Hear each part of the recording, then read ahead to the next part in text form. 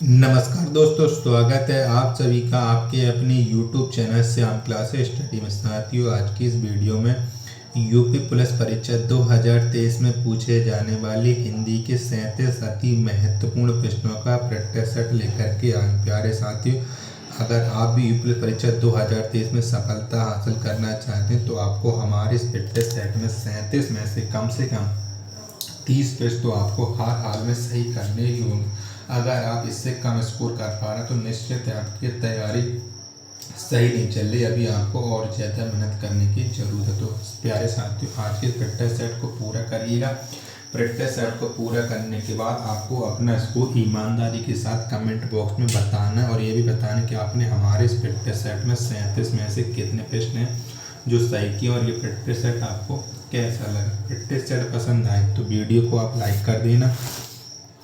Channel को आपने अभी तक सब्सक्राइब नहीं किया होगा तो चैनल को आप जरूर सब्सक्राइब कर लीजिएगा और प्रैक्टिस सेट को पूरा करने के बाद इसे आप अपने सभी दोस्तों के पास जरूर शेयर कर देना जो यूपी पुलिस परीक्षा 2023 की तैयारी कर रहा है और इस बार सफलता हासिल करके अपने माता पिता का नाम रोशन करना चाहता है। तो इन्हीं सब बातों को ध्यान में रखते हुए शुरू करते हैं आज का अपना हिंदी के 37 अति महत्वपूर्ण प्रश्नों का ये प्यारा सा प्रैक्टिस सेट। तो पहला प्रश्न है आपके सामने कि जायसीकृत पद्मावत है। तो क्या है जायसीकृत पद्मावत? तो जायसीकृत की जो पद्मावत है ये है रूपक काव्य। क्या है? और रूपक काव्य है। तो एक का जो राइट आंसर होगा वो हो जाएगा ऑप्शन नंबर सी। प्रश्न दूसरा आपके सामने कि प्रेरणा स्टूडियो जाएगी में काल का भेद बताओ। तो इसमें कौन सा काल का भेद है कि प्रेरणा स्टूडियो जाएगी? तो इसमें है सामान्य भविष्य काल। तो 2 का राइट आंसर हो जाएगा ऑप्शन नंबर बी। प्रश्न संख्या 3 है आपके सामने कि देवदत्त के बाण से ... पक्षी को उठाकर सिद्धार्थ उसकी सेवा शुश्रूषा करने लगे। तो क्या हो जाएगा यहाँ पर रेगिस्तान? तो देवदत्त के बाण से आहत पक्षी को उठाकर सिद्धार्थ उसकी सेवा शुश्रूषा करने लगे। तो 3 का राइट आंसर हो जाएगा ऑप्शन नंबर बी। प्रश्न संख्या 4 है आपके सामने कि भवानी शब्द का पुल्लिंग क्या हो जाएगा? तो कौन सा हो जाएगा भवानी का पुल्लिंग? तो इसका पुल्लिंग हो जाएगा वो हो जाएगा भाव। तो 4 का राइट आंसर हो जाएगा ऑप्शन नंबर डी। प्रश्न संख्या 5 है आपके सामने कि गायक का सही संधि विच्छेद है।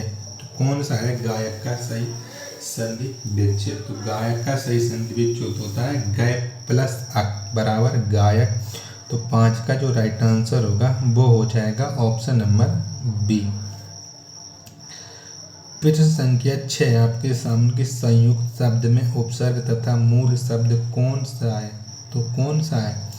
तो संयुक्त शब्द का पहले आपको संधि विच्छेद करना पड़ेगा जिससे आपको उपसर्ग तथा मूल शब्द पता लग जाएगा। तो संयोग का जो संधि विच्छेद होता है वो होता है सम प्लस योग।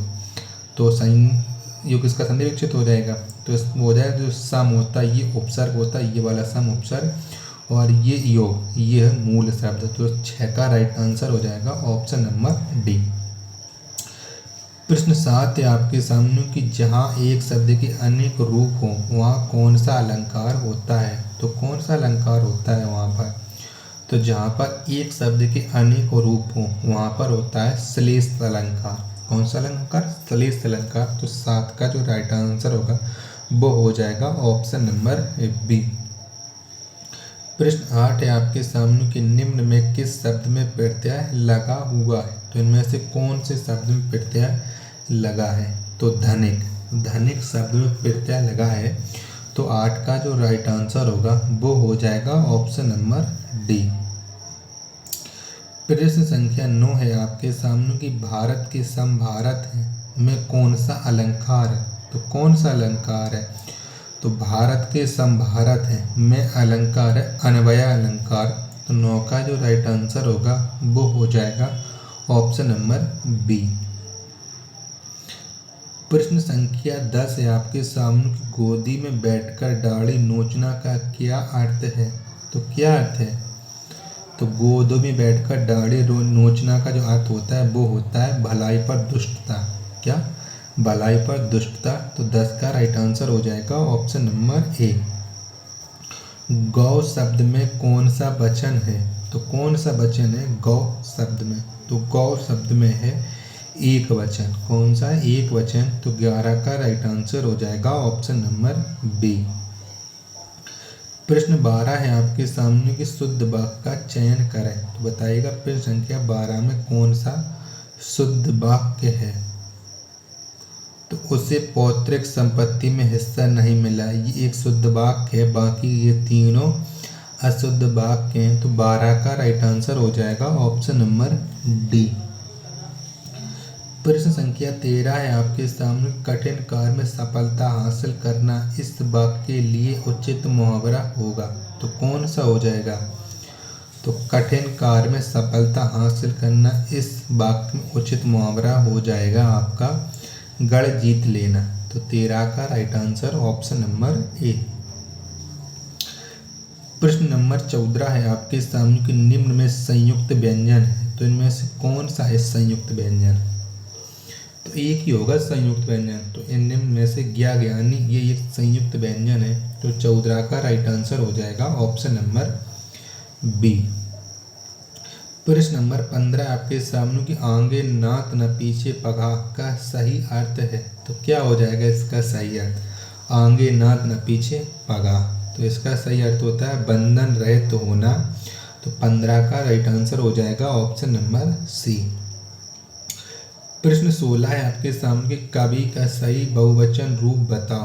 तो कौन सा हो जाएगा कवि का सही बहुवचन रूप? तो ये हो जाएगा कवि गण। क्या हो जाएगा? कवि गण। तो 16 का जो राइट आंसर होगा वो हो जाएगा ऑप्शन नंबर बी।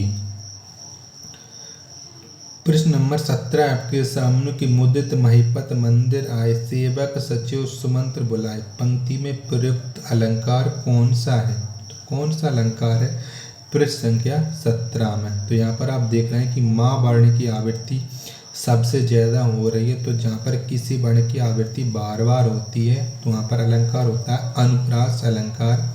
तो 17 का राइट आंसर हो जाएगा ऑप्शन नंबर ए।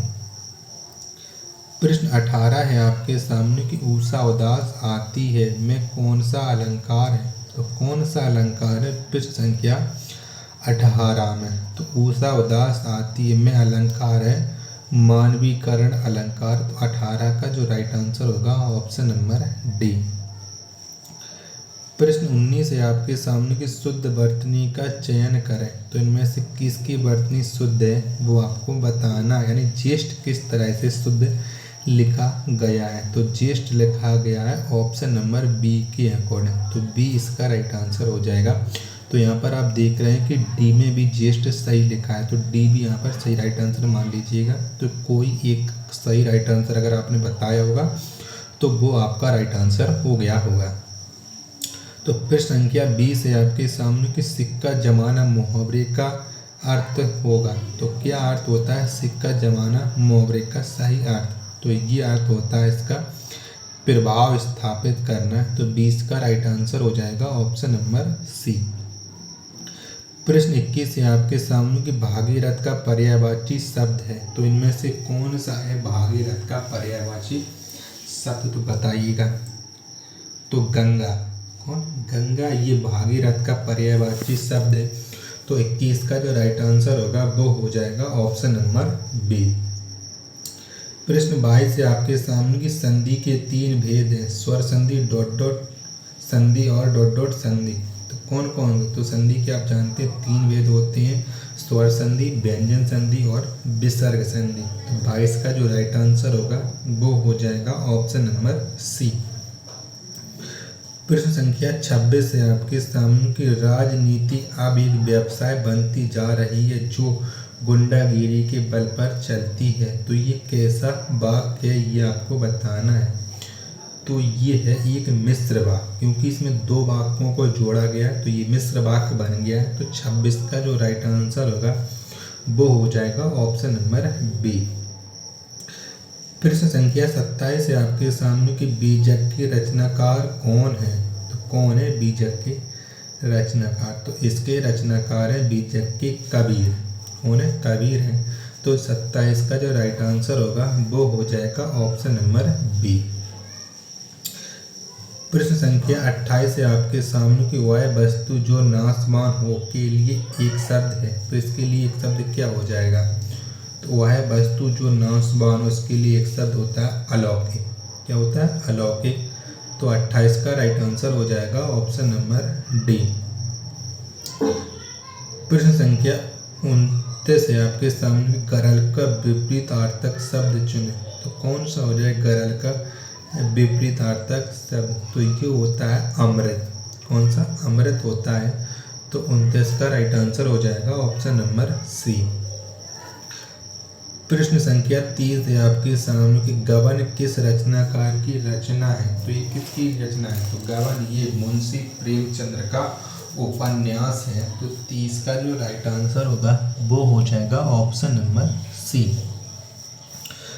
प्रश्न 31 है आपके सामने की सभ्यता की दौड़ में संवेदनशीलता जैसे मानववेगों का साथ छूटता जाता है। तो क्या छूटता जाता है बताइएगा? तो सभ्यता की दौड़ में संवेदनशीलता जैसे मानववेगों का साथ स्वतः ही छूट जाता है। तो 31 का राइट आंसर हो जाएगा ऑप्शन नंबर ए। आचार्य रामचंद्र शुक्ल का हिंदी साहित्य में किस विधा में प्रवेश हुआ? तो कौन सी विधा में प्रवेश हुआ था आचार्य रामचंद्र शुक्ल का? तो आचार्य राम शब्द एक प्रसिद्ध आलोचक या इनका साहित्य में विधा जो है उनकी आलोचना में प्रवेश हुआ है। तो 32 का जो राइट आंसर हो जाएगा ऑप्शन नंबर ए। प्रश्न 33 है आपके सामने कि निम्न में कौन मात्रिक छंद है? तो बताइएगा इनमें से कौन है जो मात्रिक छंद है? तो दोहा, चौपाई, रोला ये सभी मात्रिक छंद हैं। तो 33 का जो राइट आंसर हो जाएगा ऑप्शन नंबर डी। फिर संख्या 34 है आपके सामने कि तरनी तनुजा तट तमाल तरिबर बहुचाय जो कि कुल सो जल परसन हित मनऊ सुहाय। इस पंक्ति में कौन सा रस निहित है? तो बताइएगा इनमें से कौन सा रस है? फिर संख्या 34 में तो ये है एक संयोग श्रृंगार रस। तो 34 का राइट आंसर हो जाएगा ऑप्शन नंबर ए। फिर संख्या 35 है आपके सामने कि शुद्ध वाक्य का चयन करें। तो बताइएगा फिर संख्या 35 में कौन सा वाक्य है जो शुद्ध? चारों विकल्प आप पढ़िएगा उसके बाद आप बताइएगा। तो मुझे आपका काम बहुत पसंद है, ये एक शुद्ध वाक्य है। तो 35 का जो राइट आंसर होगा वो हो जाएगा ऑप्शन नंबर सी। प्रश्न संख्या 36 है आपके सामने कि देशज शब्द बताओ। तो इनमें से कौन सा है जो देशज शब्द है? तो डिबिया। क्या? डिबिया एक देशज शब्द है। तो 36 का राइट आंसर हो जाएगा ऑप्शन नंबर बी। अंगूठा चूमना का अर्थ है। तो कौन सा है अंगूठा चूमना का अर्थ? तो खुशामद करना। क्या? खुशामद करना ये अंगूठा चूमना का अर्थ है। तो 37 का जो राइट आंसर हो जाएगा वो हो जाएगा ऑप्शन नंबर डी। प्रश्न 38 है आपके सामने कि आविर्भाव का पर्यायवाची है। तो कौन सा है आविर्भाव का पर्यायवाची? तो इसका पर्यायवाची हो जाएगा उद्भाव। क्या हो जाएगा? उद्भाव। तो 38 का जो राइट आंसर होगा वो हो जाएगा ऑप्शन नंबर बी। फिर संख्या 39 है आपके सामने अश्लील शब्द का विलोम है। तो कौन सा है अश्लील शब्द का विलोम शब्द? तो अश्लील का जो विलोम शब्द होता है वो होता है सलील। कौन सा होता है? सलील होता है। तो 39 का जो राइट आंसर होगा वो हो जाएगा ऑप्शन नंबर ए। प्रश्न संख्या 40 है आपके सामने कि निम्न में कौन एक संयुक्त व्यंजन नहीं है? तो इनमें से कौन सा है जो संयुक्त व्यंजन नहीं है? 3 होंगे जो संयुक्त व्यंजन है, जबकि चौथा है जो अशुद्ध संयुक्त व्यंजन नहीं, यानी वो गलत है। तो पानी वाला सा ये एक संयुक्त व्यंजन नहीं है। तो 40 का जो राइट आंसर हो जाएगा वो हो जाएगा ऑप्शन नंबर बी।